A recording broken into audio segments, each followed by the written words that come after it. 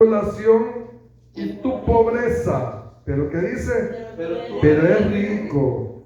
La blasfemia y la blasfemia de los que se dicen ser judíos y no lo son, sino sinagoga de Satanás. No temas en nada lo que vas a padecer. He aquí, el diablo echará a algunos de vosotros en la cárcel para que seáis probados y tendréis tribulación por 10 días. Sé fiel hasta la muerte y yo te daré la corona de la vida. El que tiene oído, oiga lo que el Espíritu dice a las iglesias. El que venciere no sufrirá daño de la segunda muerte. Amén. Vamos a orar esta mañana, Señor. Le damos gracias, amado Dios y Padre, porque nos ha permitido, Padre, hermanos, esta mañana con la ayuda del Señor, hablar de algo acerca de el mensaje de Jesucristo a la iglesia de Esmirna. El domingo anterior, hermanos, veíamos cómo el apóstol Juan fue el receptor de la visión que el Señor le permitió tener en aquella isla de Patmos y le habló en primer lugar refiriéndose a la iglesia de Éfeso. Luego, hermanos, vienen otras iglesias a las que el Señor le habla en el libro de Apocalipsis y son 7. Hoy vamos a ver lo que el Señor dijo acerca de la iglesia de Esmirna, que es la segunda iglesia a la que el Señor Jesús se estaba refiriendo. Acuérdense que delante de nuestro Señor todo está visto, no hay nada oculto para nuestro Señor. Entonces Jesús, nuestro Señor, quiso mostrarle a Juan la característica de la iglesia de Esmirna. Por ello le dice que escriba, y le dice escribe al ángel, le dice escribe porque la intención de la revelación de Cristo hacia el apóstol Juan de esta iglesia es que quedara, hermanos, plasmado un testimonio de lo que estaba viviendo en aquel entonces la iglesia de Esmirna. Y le dice el Señor Jesús a Juan, escribe al ángel. Como lo vimos anteriormente, cuando se refiere al ángel, lo está diciendo el Señor en el sentido, hermanos, de que le escriba al encargado de la congregación. En ese caso, era el pastor que estaba a cargo de esa iglesia. Ahora, cuando el Señor le dice, hermanos, que le escriba al ángel, que es al pastor de la congregación, no es precisamente esta carta solo para el pastor, sino que es en general para la iglesia, porque las características que hoy aquí vamos a ver de esta iglesia, hermanos, son no del pastor, sino de toda la congregación. Entonces, dice aquí, escribe al ángel de la iglesia en Esmirna. Esmirna, hermanos, en el original o en la interpretación de lo que es Esmirna, es mirra. Ese es el significado de Esmirna, mirra. La mirra, hermanos, es parte de lo que se ocupa para el incienso. ¿Y qué es lo que se hace con el incienso? Se quema, se sacrifica para que ella emane un olor agradable. Yo no sé cuántos han sentido el olor de la mirra, pero es muy agradable ese olor, es una fragancia. Entonces, para que la mirra despida ese olor, tiene que pasar por el fuego, tiene que ser procesada para que pueda, hermanos, emanar esa fragancia. Eso es lo que significa Esmirna, mirra. ¿Por qué le estoy diciendo esto? Porque la iglesia de Esmirna, hermano, estaba colocada dentro de una ciudad, como su mismo nombre lo dice, Esmirna, una ciudad, hermana, muy favorecida económicamente, donde habían, hermanos, de toda clase de comercio. Esmirna era, hermanos, un lugar muy privilegiado, hermanos, geológicamente, es decir, que estaba situada en un lugar donde dice que los mercaderes tenían que pasar por ahí para llegar al puerto que tenían, ya que ese puerto de Esmirna era el acceso al comercio a otras ciudades. Es decir, hermanos, de que era una ciudad muy importante, y por ser una ciudad muy importante, tenía toda clase de negocios, toda clase, hermanos, de prestaciones y servicios. Ahora, esto de que Esmirna tuviera ese privilegio, hermanos, estoy hablando de la ciudad, hacía, hermanos, que la población fuera adinerada. Según la historia, hermanos, vemos que Esmirna fue una ciudad muy afortunada, una ciudad, hermanos, llena de riquezas, una ciudad donde había mucha gente, hermanos, que tenía posesiones, mucha gente, hermanos, que no sufría calamidades. Ahora, hay otro punto muy importante que quiero hablarle de Esmirna, que era una ciudad, hermana, altamente dada al paganismo. Ahí se adoraban a dioses que no son dioses. Ahí se adoraba, hermanos, a deidades, se adoraba, hermanos, a muchos dioses conocidos como Apolos y otros más. Pero lo que llama la atención, hermanos, de Esmirna es de que llegó al extremo de que no solamente adoraban a los ídolos, a los dioses, sino que se levantó un emperador, el cual edificó un templo, y él, hermanos, propuso, o más bien exigió, que en ese templo se le diera la adoración a él. ¿Se imagina usted que se levante un gobernante, verdad? Y diga, bueno, de aquí en adelante, sobre todos los dioses que ustedes tienen, yo voy a ser primero. Y me tienen que adorar. Y tienen que ofrendarme lo que me merezco. Entonces, ese emperador puso esta ley de que todos los habitantes de aquella ciudad, hermanos, vinieran al templo y lo adoraran. Y trajeran una pizca de incienso. Trajeran, hermanos, una pizca de mirra para poder quemarla y poder con esto darle una ofrenda al César. Usted sabe que el incienso en nuestro tiempo lo que significa es la oración. Cuando en el tiempo del Señor, en el antiguo tiempo, se quemaba el incienso, hermano, esa fragancia que emanaba, eso era, hermanos, la simbología de lo que hoy son nuestras oraciones para el Señor. Entonces, ¿qué es lo que estaba exigiendo este emperador? Lo que estaba exigiendo, hermanos, es que las intenciones del corazón de los habitantes de aquella ciudad se rindieran al César, y todas las personas tenían, hermanos, que doblegarse, tenían que rendirle homenaje a un hombre, el que buscaba ser adorado. ¿Por qué le estoy diciendo todo esto? Porque la persona que no lo hacía no tenía derecho a nada, ni a comer, ni a trabajar, no tenía derecho a ningún beneficio de lo que era la ciudad. Es decir, hermanos, de que es como en el tiempo de la gran tribulación. Esto no está hablando de la gran tribulación, pero es un parecido, es una simbología también. En el tiempo de la gran tribulación, el que no se deje poner la marca de la bestia no va a tener derecho a comprar. Entonces, si no va a tener derecho a comprar, difícilmente va a poder sobrevivir, porque ¿cómo va a comprar los alimentos, verdad? ¿Cómo va a trabajar?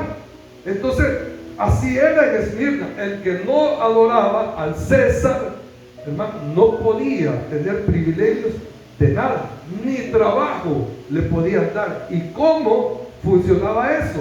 Pues resulta que usted sabe que en toda ciudad hay una identidad, hay una identificación, ¿verdad? En aquel tiempo quizás no había TUIs, pero de alguna manera ellos se identificaban y llegaban al templo del César para dar esa ofrenda, y a cada uno de los que llegaban a hacerlo le daban como un ticket, como una contraseña, o como le dijera, un comprobante de que él había llegado al templo de César Y con ese comprobante, ella podía, hermanos, resolver toda necesidad.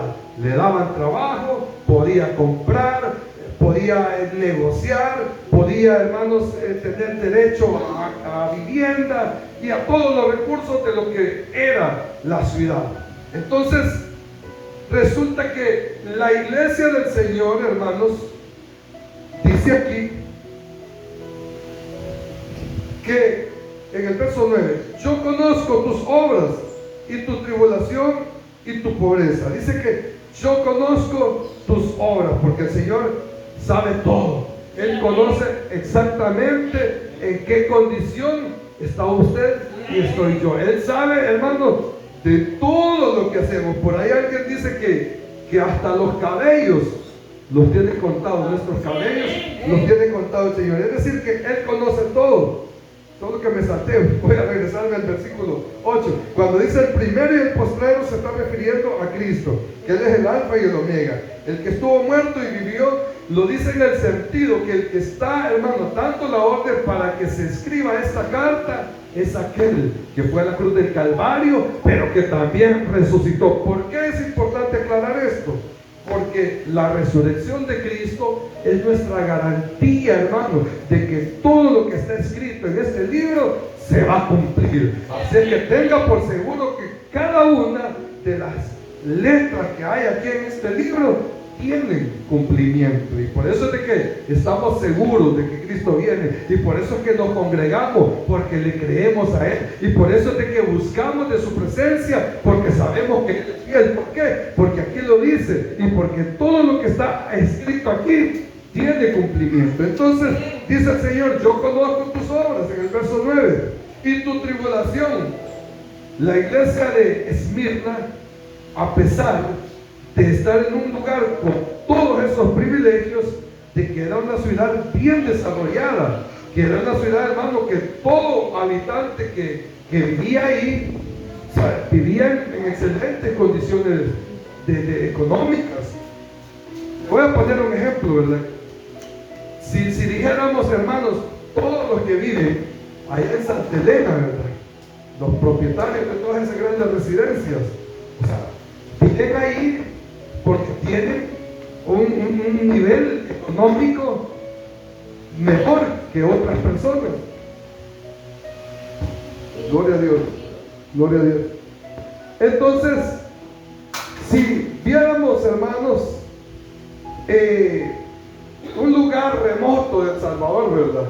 Usted va y va a ver aquellas humildes viviendas, ¿verdad?, hechas con pedacitos de cuartón y dos láminas para protegerse. Entonces vemos ahí, hermano, las diferencias de capacidad económica de las personas.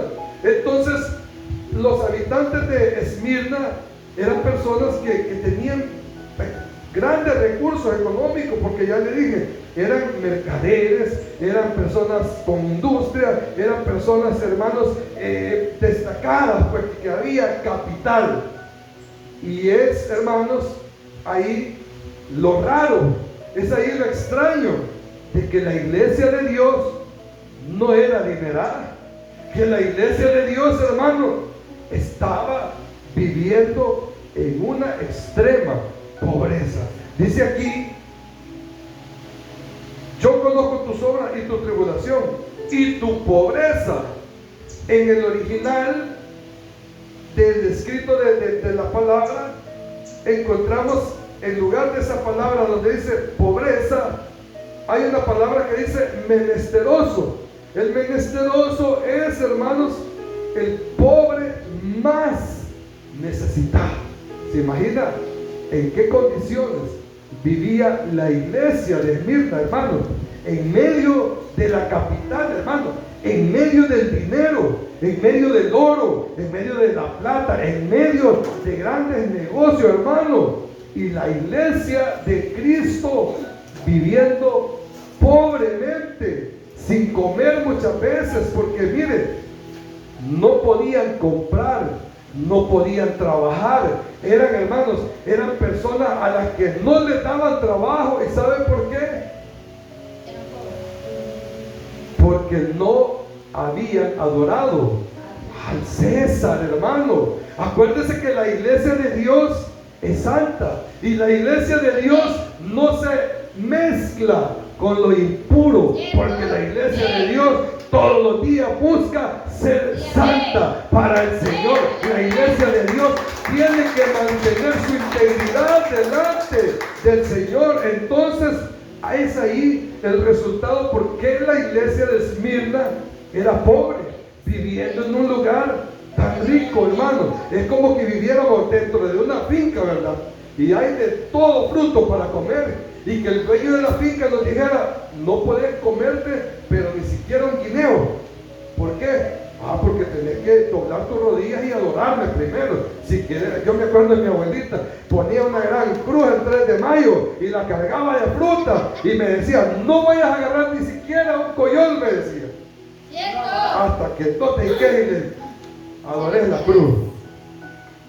Por supuesto, no como era ignorante, ¿verdad? Y al ver aquel montón de frutas, o sea, tenía que hacerlo, pero uno en su ignorancia, hermano. Ahora, la iglesia de Dios no es ignorante de las verdades de Cristo, ¿verdad? La iglesia de Dios tiene que ser celosa, tiene que ser, hermano, apartada para el Señor. Y esa era la causa por la que la iglesia de Dios era pobre, porque era excluida. Mire, si alguien, hermano, en ese entonces, si alguien se identificaba como hijo de Dios, como cristiano, automáticamente, hermano, es como que lo estuvieran desterrando, es como que lo estuvieran sacando de la ciudad, es como que lo tuvieran, hermano, es como que estuviera muerto en vida. Porque ¿qué puede hacer alguien sin comer, verdad? Sin tener recursos, sin tener, hermano, los servicios de una ciudad. Y por esa razón es de que escribe Juan lo que el Señor le está diciendo, porque el Señor le dice, yo conozco tus obras. Es decir, que el Señor sabe cuando hay una iglesia entregada, cuando hay una iglesia que le busca en el corazón, sabe cuando hay una iglesia que no le importa, hermano, lo que esté pasando por allá afuera. A la iglesia lo que le importa, hermano, es solamente tener su mirada en el cielo, es solamente tener en nuestro corazón el deseo de llegar a la patria celestial. ¿Y qué importa lo que esté pasando a mi alrededor? A mí lo que me importa es tener esa comunión con el Señor. Lo que me importa tener, hermano, es ese encuentro a diario con nuestro Señor. Entonces a los cristianos los desechaban y no les daban ni trabajo, no les daban derecho a nada, porque no tenían aquel comprobante que le daban a todos los que iban a adorar al César, al emperador. Por ahí estaba informándome de uno de los grandes ministros que tuvo esa iglesia, y dice que Policarpo se llama, si no me equivoco, Policarpo. Dice que, hermano, este hombre en cierta ocasión soñó que se quemaba la almohada de él, y dice que cuando se levantó lo platicó con otras personas y le dijo a los demás, ¿verdad?, con los que él platicaba, hermanos, yo creo que voy a morir en la hoguera. El Señor ya le estaba, hermanos, mostrando la forma en que iba a morir. Resulta que Policarpo, hermanos, siendo un gran ministro de la iglesia de Esmirna, fue perseguido, y él huyendo se fue a esconder a una finca. Y cuando estaba en la finca, hermanos, hasta ahí llegaron a traerlo, porque alguien de la finca lo delató y dio aviso que ahí se refugiaba Policarpo. Pues resulta que cuando Policarpo, hermanos, era llevado hacia la delegación, en el camino los policías o los guardias que lo llevaban le decían, nada te cuesta que lleguemos al templo, adoras a César y se acabó todo. Y Policarpo decía, no puedo hacer eso, no le puedo fallar al Señor. Pues llegó, hermanos, hasta la delegación, si lo podemos llamar así, o a la comandancia, y le dice, hermanos, el comandante, ¿verdad?, ya te hicimos una propuesta. Si tú quieres, gracias, pastor, estamos a tiempo. Vamos, quema incienso y tiene derecho a seguir viviendo. Y Policarpo se había parado firme y decía: no, si es posible, yo muero para Cristo. No me importa tener que morir, pero no le voy a fallar al Señor.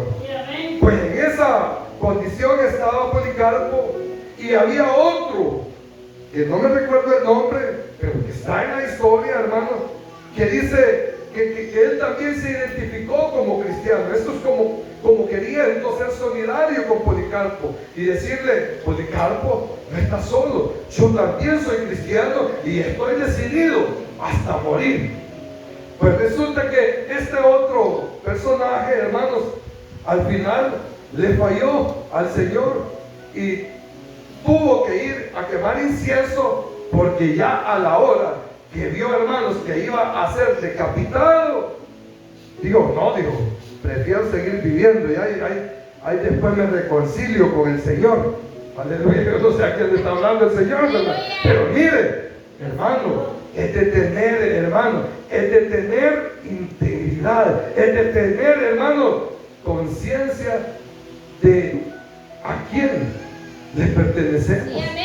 Y esta persona, como le digo, al final pues cedió, pero Policarpo seguía firme, diciendo: no voy a renunciar al Señor. Bueno, para no hacerle largo, lo llevaron hasta la arena. Acuérdense que la arena era como aquellos grandes circos, aquellos escenarios, lo que hoy le llamamos el auditorio, ¿verdad?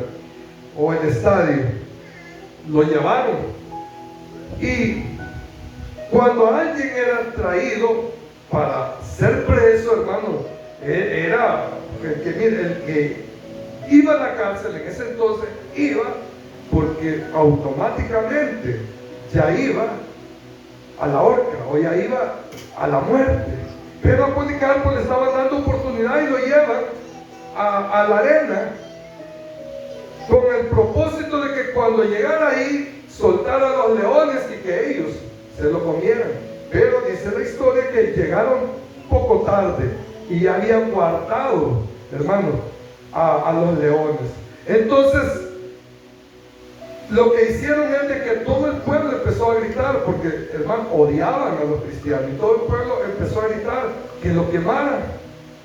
Y cuando la autoridad correspondiente tomó la decisión de quemarlo, lo hicieron. Pero hasta ese momento, hermanos, este hombre fue fiel, aún viendo la muerte ya, hermano, en él le fue fiel al Señor. Y resulta que cuando se estaba quemando, dice que todo el pueblo vio ascender, o sea, salir una paloma de donde estaba Policarpo y volar hacia el cielo. Mire qué lindo es, ¿verdad? Dios dando testimonio que este hombre, hermano, estaba decidido a serle fiel hasta el final a su Señor. ¿Y cuál era la razón de por qué lo habían llevado hasta la muerte? Porque había un odio hacia los cristianos, hermano. Mire, qué tremendo el tiempo que nosotros estamos viviendo, ¿verdad? Hoy a la iglesia no la odian, a la iglesia es al contrario, ¿verdad? Uno cuando llega a algún lugar le dice: ¿usted es evangélico? Sí, soy cristiano, pero bienvenido, y le echan el brazo, pase adelante y le dan las mejores atenciones. En aquella época no era así. Pero la iglesia de Dios, hermanos, era pobre por esta razón, porque no se doblegaba ante el César, porque, hermano, no se rindió ante las tentaciones, aún con la necesidad que cada uno tenía, no se rendía. Y por esa razón es que era pobre. Ahora, aquí dice que el Señor le dice: yo conozco tus obras y tu tribulación y tu pobreza, pero tú eres rico. Mire, qué raro, ¿verdad? Que le diga, hermano, a alguien que no tiene ni para comer, ¿verdad? Pero tú eres rico. Y esta persona dice: ¿y rico por qué, verdad? Si no tengo ni para comer. Se siente así como que no cuadra, ¿verdad?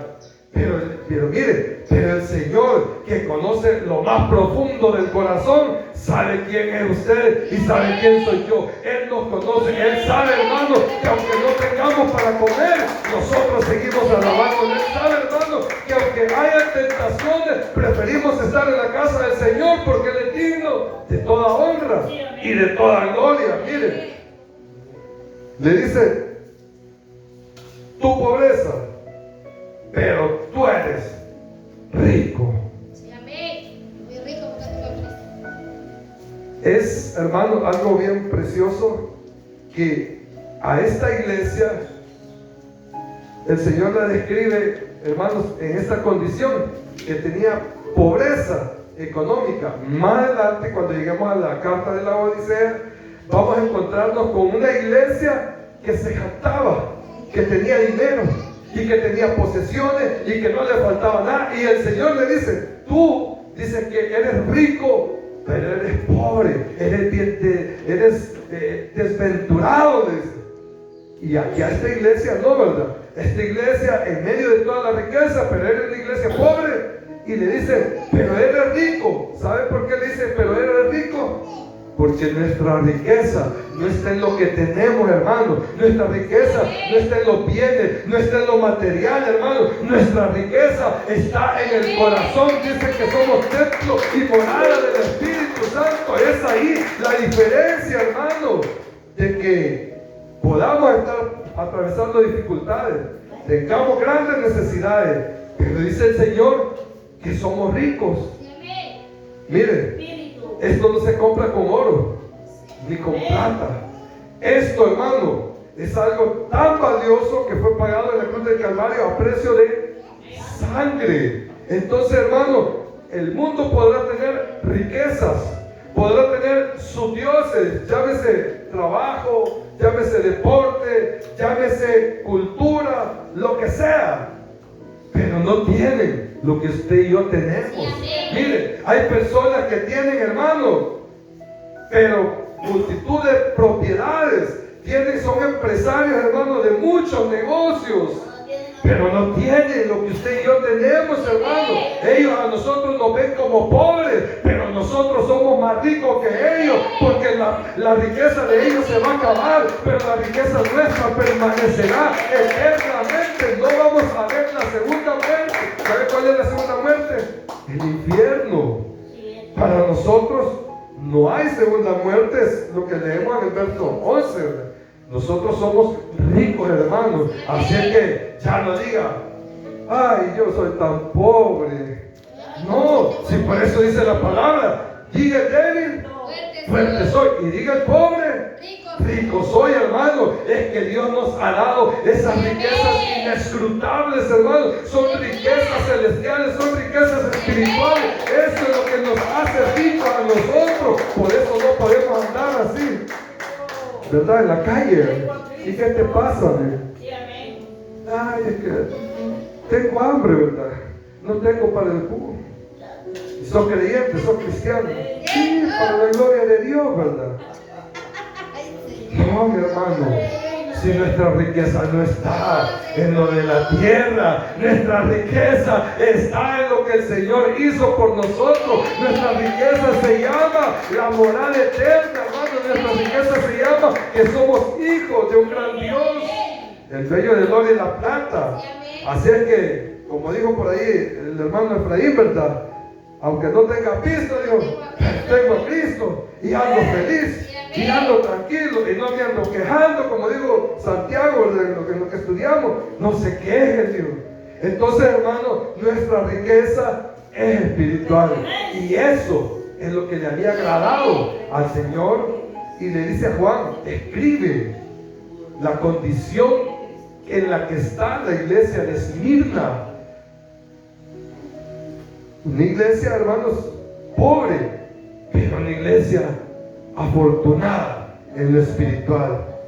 ¿Saben? Cuando veo esto, me recuerdo, hermanos, de la primera iglesia, de allá del libro de los Hechos, cuando dice que Pedro y Juan iban para ¿dónde? Ya lo sabe hasta en el coro. Al templo de la hermosa. ¿A qué iban?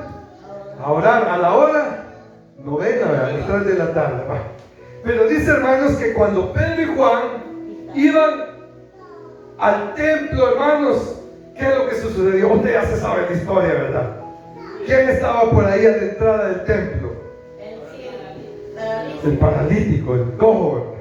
Y dice que este cojo, cuando vio a Pedro y a Juan, se les queda viendo. O sea, hermano, este hombre se les queda viendo, pero no como quien dice, ahí vienen los que me van a dar la ayuda más grande, ¿verdad? Han venido solo los que me dan estos traen dólares. No, cuando este cojo vio a Pedro y a Juan, hermano, lo que vio en ellos era la gloria de Dios. ¿Se recuerda cuando Moisés subió al monte Sinaí? Dice que cuando bajó, hermano, todos vieron a Moisés con la gloria de Dios en su rostro. Entonces este hombre cojo, cuando estaba ahí tirado y vio a aquellos dos hombres que iban, lo vio de una manera diferente a la que veían a las otras personas que le ayudaban. Y dice, hermanos, que cuando Pedro y Juan vieron a este hombre, fijaron su mirada en él y le dijeron, ¿cómo le dijeron? Dígame usted, ayúdeme usted. No tengo oro ni plata. Díganlo, hermano. No tengo oro ni plata. No tengo oro ni plata. Hermano, no tengo oro. Era pobre, era persona de escasos recursos. Pero ¿sabe cuál era la riqueza de él? De ellos. Dice, lo que tengo te doy en el nombre de Jesús. Toma tu lecho y ándate, hermano, que no necesitamos tener lujo. Lo que necesitamos es tenerlo a él. Esa es nuestra riqueza. Espíritu de Dios. Estaba viendo una historia de una iglesia bien adinerada, donde llega un hermano y le dice al pastor, le dice, qué templo tan hermoso, y empieza a mirar, hermano, un techo de cristal, paredes con mármol, hermano, un púlpito de oro, y empieza a ver todas aquellas barbaridades, y le dice el pastor, hoy no tenemos por qué decir aquellas palabras de Pedro y Juan, no tengo oro ni plata. Hoy tenemos plata, hoy somos una iglesia rica, porque nuestro Dios es el Dios del oro y la plata.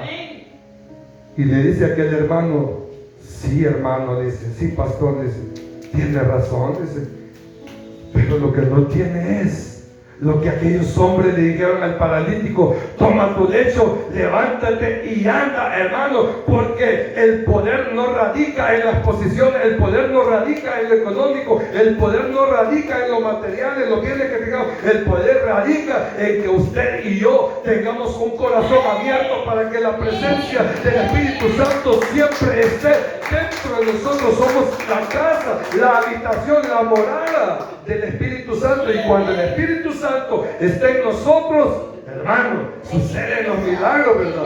Y no importa que no tengamos piso, que sea de tierra, pero el Espíritu Santo está aquí. Entonces esto es lo que vio el Señor Jesús en la iglesia de Esmirna. Vio que tenía pobreza, sí, tenía pobreza, pero al final la pobreza se acaba. Lo que cantábamos hace un momento, ¿verdad? Ya viene la recompensa, ya no voy a llorar, porque hay momentos, hermano, donde las pasamos, como decimos en buen salvadoreño, de a palito, ¿verdad? Hay momentos, hermano, en que nos angustiamos. Mire, a cada uno en su nivel, hermano. Si el que usted ve que tiene, o sea, podrá tener lo que usted ve, pero también tiene deuda y también llora cuando le están cobrando, y cuando, hermano, no haya cómo hacer para pagar. Entonces todos tenemos momentos difíciles, momentos de adversidad. Mire, todos tenemos, hermano, tentación. Mire, yo he oído gente que dice, los hombres de la guerra eran superhombres, eran servidores, pero que eran sobrenaturales. Y no, eran igual que usted y yo. Lo único que ellos tenían era el Espíritu Santo.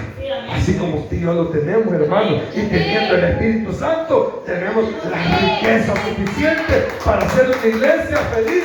Como el coro dice, solo Dios hace el hombre feliz. Así es que ya no se entristezca si no almorzó, si se acostó sin cenar. No, hermano. Gracias a Dios. Ayuno. Hay que estar alegres, hermano. Sí. Así es que por ahí hay un dicho que dice, somos de plan heladera. Pablo lo decía también, pero decía, yo sé tener y también sé padecer. Yo estoy feliz cuando tengo, pero estoy feliz cuando no tengo también. Entonces, hermano, nuestra riqueza está en lo espiritual. Y eso es lo que nos enseña esta porción, que debemos de preocuparnos más, no por la riqueza material, ¿verdad?, sino por lo espiritual. Ahora, si Dios le añade en lo material, pues gloria a Dios, porque vimos la iglesia de Éfeso, hermano, una iglesia afortunada, una iglesia con lujo, una iglesia, hermano, que si hubiera en ese tiempo existido el aire acondicionado, estoy seguro que no hubieran estado sudando como usted y yo estamos esta mañana en este lugar, ¿verdad? Pero está rico el calor, aleluya. Esa una iglesia, hermano, que tenía de todo. Pero ¿qué pasó con la iglesia de Éfeso? ¿Se recuerdan?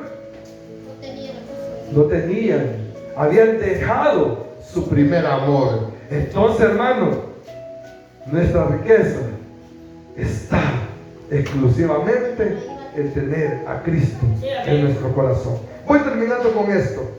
No temas en nada, verso 10. Lo que va a padecer. He aquí el diablo echará a algunos de vosotros en la cárcel para que seáis probados. Mire, toda la dificultad que podamos vivir tiene un propósito dentro del Señor. Estos 10 días de los que habla aquí en el verso 10, muchos lo han interpretado, hermanos, con lo que vivió la iglesia, porque esta iglesia vivió 10 gobiernos. ¿Se imaginan? 10 gobiernos, hermanos. ¿Cuántos vivimos nosotros antes del que estamos pasando? No estoy haciendo política, pero mire, vivieron 10 gobiernos que tuvo la iglesia de Cristo, hermano. Los tuvo, pero sacrificados. No había libertad de culto. Costaba, hermano. Cuando alguien sabía que eran cristianos, hacían lo de Pablo, pues Pablo andaba buscando ¿a quién? A los cristianos. ¿Para qué? Para matarlos. Entonces esta iglesia vivió esa etapa donde 10 gobiernos sucesivos, o sea, sin parar, uno tras otro, se muere un presidente y el otro, y lo mismo. Siempre, hermano, querían acabar con la iglesia de Cristo. A eso se refiere cuando dice estos 10 días, porque acuérdense que aquí en el libro de Apocalipsis, los días, hermanos, o los años son contados por días. Ahora, también hay otra interpretación cuando habla de estos 10 días, hermanos, y es de que la iglesia vivió por 100 años bajo muchos conflictos. Y así hay otras interpretaciones, pero no vamos a ahondar en esto. Quizás lo principal aquí es, hermano, que nosotros estemos conscientes de que nuestra riqueza es espiritual. Y que usted y yo, como iglesia de Dios, debemos de compartir las riquezas espirituales como aquellos dos hombres que llegaron al templo de la hermosa. No tengo oro ni plata, pero lo que tengo te doy. El pastor de esa iglesia, hermanos, que le mencioné, se quedó sorprendido porque él se jactaba de la gran mansión. Aquí nomás en Guatemala hay una iglesia, pero